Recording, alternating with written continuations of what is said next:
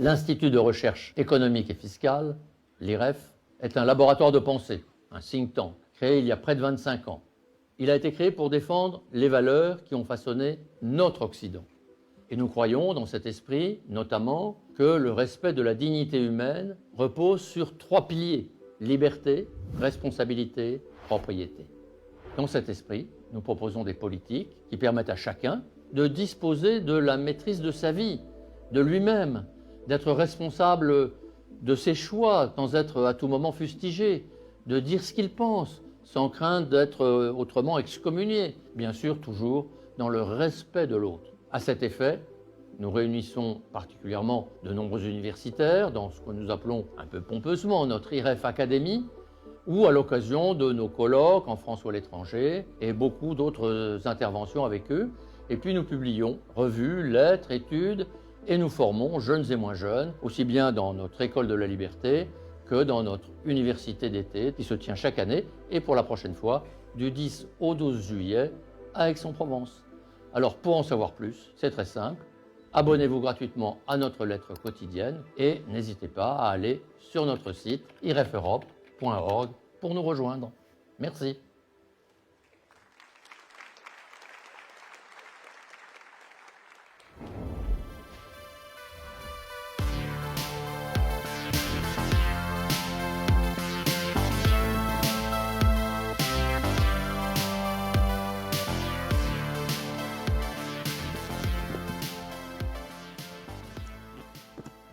Bonsoir à tous.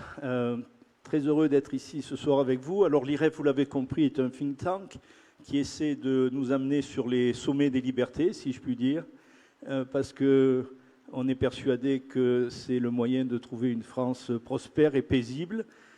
Et nous travaillons beaucoup à tout ce qui peut freiner cette route vers le sommet des libertés, vers cette France qui aura trouvé un nouvel essor. C'est ce sur quoi portent nos études. Et ce soir, on aimerait se centrer sur le problème, la crise de nos finances publiques. Vous le savez, les crises, c'est aussi le moment de rebondir, de changer de cap. Donc on voudrait revenir sur cette thématique qui est si importante. Alors on ne parlera pas de la possibilité de réduire les recettes fiscales. Ce n'est pas notre tasse de thé, si je puis dire. Nous pensons que c'est tout aussi inefficace qu'injuste. Nous allons donc nous consacrer, nous pencher plus spécialement sur les dépenses publiques. Voilà, que peut-on faire pour ces dépenses publiques? Alors, pour traiter cette question, eh bien, j'ai un panel très divers, une table ronde très diverse, avec, si je puis dire, de façon un peu amicale, le député, le prof et l'entrepreneur, puisque nous avons Philippe Juvin, président de la Fédération LR des Hauts-de-Seine, membre de la Commission des finances, de l'économie générale et du contrôle budgétaire. Nous avons aussi Jean-Philippe Feldman, agrégé de droit public, avocat et chercheur à l'IREF, grand spécialiste de l'histoire longue aussi. Et puis nous avons Romain Dominati, entrepreneur en France et en Argentine, qui a fondé récemment le Parti milléiste français sur X, qui compte déjà quelques 40 000 abonnés. Voilà, alors ma première question sera pour Maître Feldman. Je commencerai par vous et je m'adresse aux publicistes, spécialistes de l'histoire longue. Ce n'est pas la première fois que la France se retrouve dans une telle situation de détresse financière. Qu'avons-nous tenté par le passé et est-ce que ça a marché ou qu'est-ce qui a pu fonctionner ? Merci, Monsieur le Président. Si ça avait marché, on ne serait pas là. Donc c'est vrai qu'on a une longue histoire de déficit depuis l'Ancien Régime, de difficultés financières. Nous avons une dette qui croît chaque année depuis 1981 précisément. Et nous fêtons aujourd'hui le 50e anniversaire consécutif du déficit budgétaire de l'État. Donc effectivement, sur cette longue période, eh bien, il y a eu des tentatives pour tenter de freiner les choses, on va dire simplement freiner. Il y a eu des méthodes qui ont pu être utilisées, et des méthodes parfois qui ont une longue histoire derrière elles. Par exemple, une méthode qu'on connaît aujourd'hui, qui est la méthode du rabot, puisque le gouvernement Attal a encore essayé l'année dernière, au début de l'année dernière, de faire des économies pour un montant faramineux de 10 milliards d'euros. Donc c'était le rabot, on n'arrivait pas à les trouver. Il a fallu essayer de limer un certain nombre de budgets de différents ministères avec beaucoup de difficultés en définitive. On a aussi d'autres méthodes qui sont utilisées, qui l'ont été parfois depuis un siècle. Par exemple, les diverses commissions de la H. Valérie Pécresse, d'ailleurs, à répétition ces dernières années, a souhaité mettre en place ce type de commission pour réduire les agences de l'État. On en parlait dans la table précédente. En l'occurrence, effectivement, ça ne marche pas non plus, bien que ces commissions aient pu exister précédemment. Il y a eu des commissions en 1938, en 1946, en 1947, où la commission de la hache est devenue la commission de la guillotine, pour la petite histoire, puisqu'il paraît que ça faisait plus moderne. Et à l'époque, tous les partis politiques étaient favorables à la réduction des dépenses, y compris le Parti communiste, qui, il est vrai, est un spécialiste dans le domaine de la guillotine. Et on a aussi, ces derniers temps, utilisé d'autres méthodes, par exemple la méthode dite BBZ, qui a la particularité de venir du secteur privé. C'est la méthode budget base zéro, qui est utilisée dans un département français, paraît-il, avec un certain succès, mais uniquement au niveau départemental. Ça a été utilisé à l'étranger, par exemple en Belgique, mais il ne semble pas que ça ait été un grand succès en Wallonie. Donc effectivement, on a utilisé des méthodes, mais systématiquement avec un échec qu'on voit encore aujourd'hui, puisque pour trouver 40 malheureux milliards d'euros, eh bien en réalité, on brasse beaucoup de vent, mais on n'arrive strictement à rien. Merci, maître. Alors, monsieur le député, de par vos responsabilités, vous êtes acteur, mais aussi fin observateur des récentes tentatives visant à réduire les dépenses publiques. En quelques mots, pourquoi nous n'y arrivons pas? En quelques mots, mais écoutez, d'abord, je crois qu'il y a un sujet globalement de transparence de ce qu'est une politique économique. C'est-à-dire que je suis frappé de voir que dans le débat, on se trompe mutuellement et de façon assez consentie, d'ailleurs, je pense, les uns les autres, sur les solutions amenées. Prenez l'exemple, par exemple, de l'expression du déficit. Chaque année, on vous dit le déficit 3%, 4%, 5%, 6%. En fait, c'est par rapport au PIB. Mais vous, quand vous êtes en déficit dans votre budget personnel, vous ne regardez pas votre déficit par rapport au PIB. Vous regardez votre déficit par rapport à vos recettes. Et quand on regarde le déficit par rapport aux recettes, ou par rapport à vos dépenses, on est plutôt sur quelque chose qui est de 50%. Donc déjà, l'acceptabilité politique sociale de la réforme est biaisée par le fait que les chiffres qui sont donnés sont faux. La question des retraites, on va en parler sur les solutions. Il faut comprendre une chose, c'est que les retraites, ça compte à peu près, selon les années, pour un tiers des intérêts d'emprunt et 40% du poids de la dette. Donc les retraites, c'est quelque chose de fondamentalement important. Autrement dit, si on ne règle pas la question de l'équilibre des retraites, en fait, on ne peut pas régler la question des finances publiques. Or, pendant des années, le COR, le fameux COR, COR, qui est un organisme officiel qui dépend du Premier ministre, qui est là pour éclairer les Français et les députés et les sénateurs sur le régime des retraites, disait non, non, les retraites sont à l'équilibre, alors qu'elles ne le sont pas, puisque l'État, chaque année, met à la poche 60-70 milliards d'euros pour équilibrer les choses. Et puis nous-mêmes, nous nous trompons quand nous parlons des solutions. Vous voyez, par exemple, il y a eu tout un débat sur l'année blanche. C'est très bien, moi je suis très favorable à l'année blanche. On gèle d'une année sur l'autre. Sauf que l'année blanche, c'est 15 milliards. Il faut en trouver plusieurs dizaines de milliards par an pendant 7-8 ans. Donc l'année blanche, vous ne le ferez pas d'abord plusieurs années d'affilée, et puis ce n'est qu'une partie de la solution. Vous parliez tout à l'heure des opérateurs. Moi, je suis très favorable à ce que les opérateurs, on en réduise le périmètre, le coût. Mais il faut bien comprendre que l'IFRAP, qui va être représenté tout à l'heure par sa directrice générale, des gens très sérieux, estiment que même si on y allait très fort sur les opérateurs, en réalité, on gagnerait 2 milliards par an, 7 milliards sur quelques années. Cette année, le déficit, c'est 170 milliards. Donc, beaucoup de solutions qui sont mises sur la table sont des solutions en fait très partielles. On a l'illusion en France qu'en fait, on va pouvoir trouver des méthodes indolores. Voilà. Et qu'on va pouvoir tout réformer sans que ça se voie. Non, ça va être difficile. Et il faut affirmer que, oui, une des solutions, ça va être de demander, comme l'a dit le Premier ministre, des efforts aux Français, mais à une condition, et c'est moi la condition que je mets, et je termine là-dessus sur ce qu'avait dit le Premier ministre, les Français sont prêts à faire des efforts, ils en font beaucoup, mais à condition que l'État lui-même en fasse d'abord. Or, l'État s'exonère souvent des efforts, et je pense que politiquement, le vrai sujet, c'est dire la vérité aux Français sur les comptes, ne pas leur raconter des petites histoires qui les bercent, et que l'État se réforme lui-même avant qu'il demande des efforts supplémentaires aux Français. Merci. Alors, Monsieur Dominati, par vos activités professionnelles, vous êtes un témoin un petit peu privilégié de ce qui se déroule en Argentine depuis maintenant quelques mois. Il semble à présent certain que ce que Javier Milei a fait sauve l'Argentine, de la faillite en tout cas, financière, et est porteur de beaucoup d'espoir. Alors, est-ce que vous pouvez nous dire quelques mots sur la clé de son succès? Bien, d'abord, il a dit la vérité aux gens. Ça reprend un peu ce que monsieur le député vient de dire. Que ce soit en tant que professeur d'université, chroniqueur, présentateur, il n'a jamais changé de discours. Il n'a jamais non plus hésité à humilier les étatistes en tout genre, car il sait qu'il a raison. Et pour ça, il a une boussole qui lui permet de maintenir le cap, c'est la théorie économique libérale et libertarienne.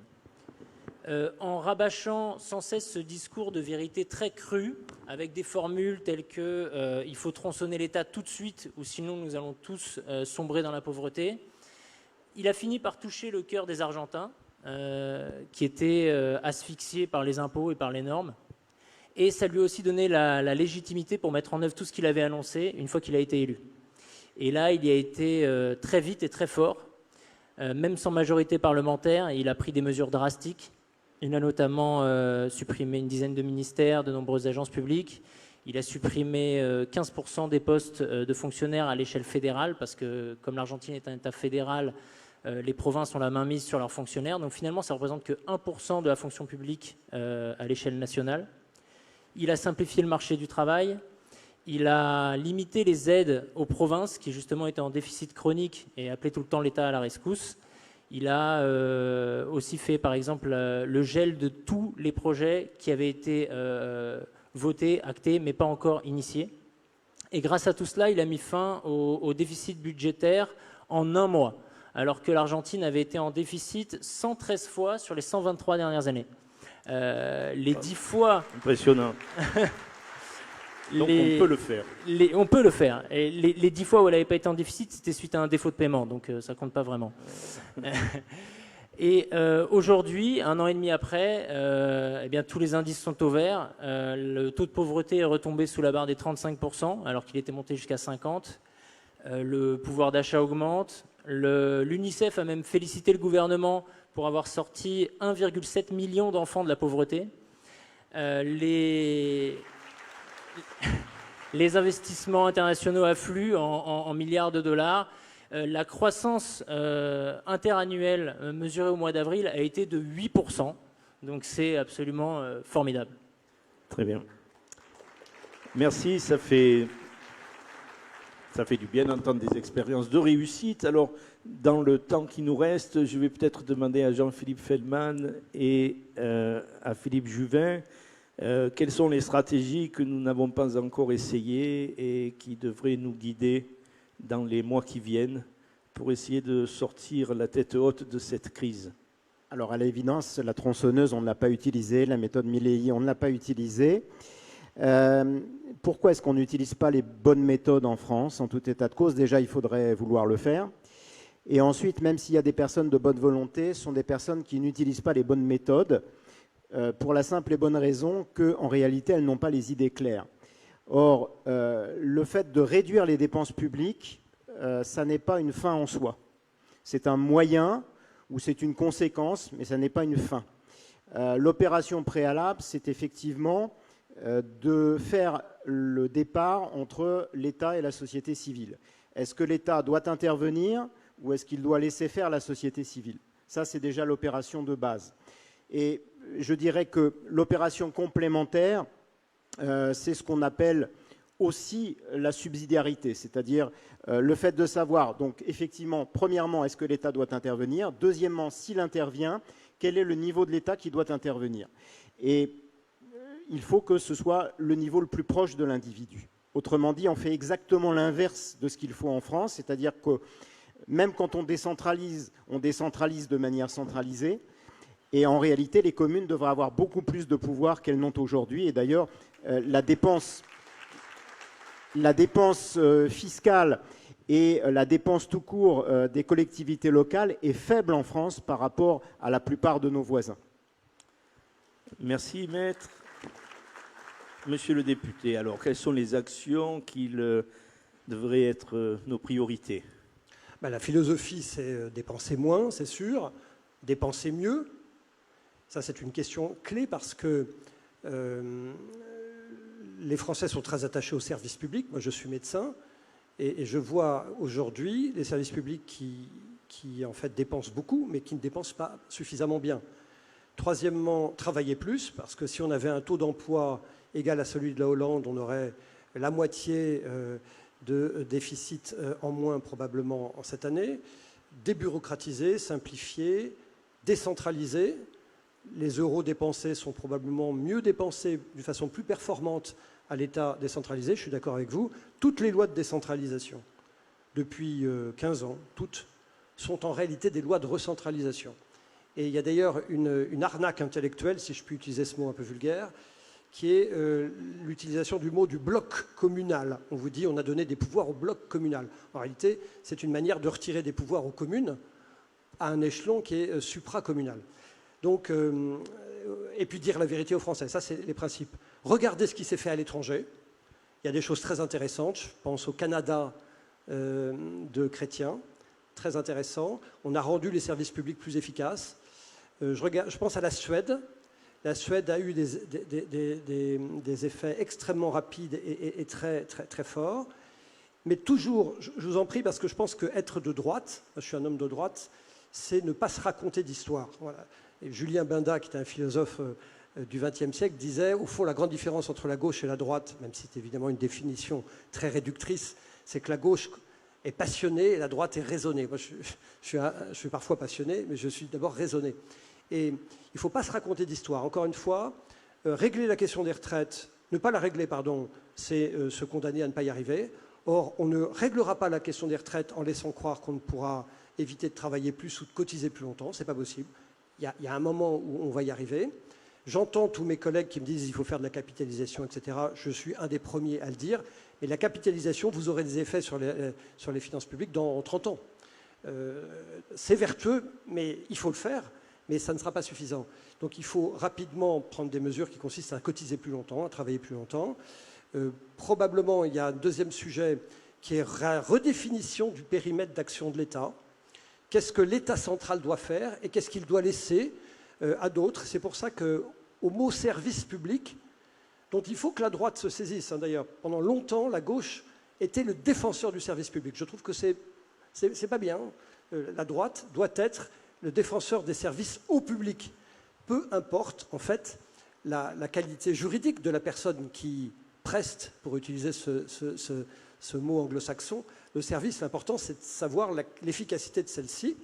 Et je terminerai là-dessus, parce qu'il y aurait 1000 choses à dire en 2 minutes. Il y a un rapport de l'Institut Montaigne de 2015 sur le système de santé, en disant, au fond, pour rénover le système de santé et le rendre plus efficace, il faut rendre transparents ces résultats. Et quand vous rendez transparents les résultats, en fait, les gens sont plus efficaces. C'est valable dans les mairies, ça serait valable à l'hôpital, ça serait valable en beaucoup d'endroits. Voilà, merci. Je crois que on n'a plus le temps de conclure, mais les conclusions sont simples. La vérité avant tout, hein, l'humilité, savoir regarder ce que les autres ont fait de bien, et peut-être se souvenir que les autres y sont parvenus, alors pourquoi nous n'y parviendrons pas? Merci beaucoup, merci à vous tous, et bonne soirée.